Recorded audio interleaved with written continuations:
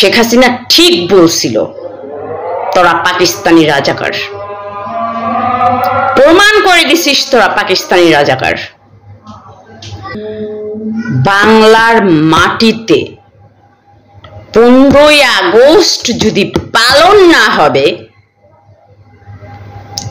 বাংলার মাটিতে স্বাধীনতা বিরোধী একটা মানুষ জিন্দা থাকবে না।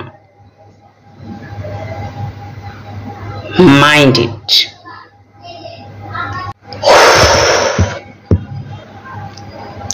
আমি জানি এটা টিকটক, এখানে গালি দেওয়া অ্যালাউড না, এখানে হাইপার হওয়া অ্যালাউড না, ভিডিওতে রিপোর্ট পড়বে।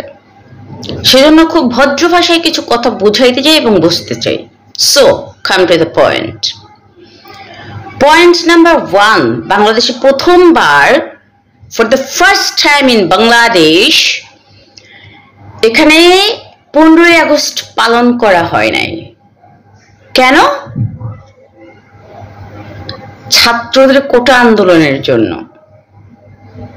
কারণ যা মেয়ে করছে তার ফল বাবা পেয়েছে।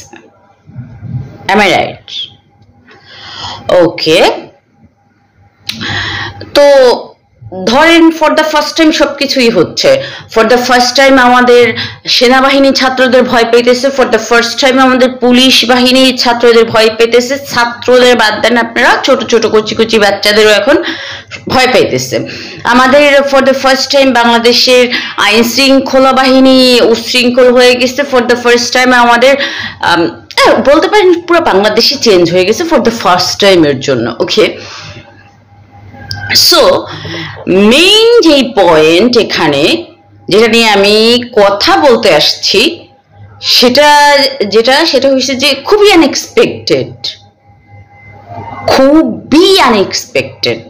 Age a Bangali, as a Bangladeshi, oh man, আমি মেনে নিতে পারছি না এটা। সেটা হলো ফর দ্য ফার্স্ট টাইম আমাদের বাংলাদেশে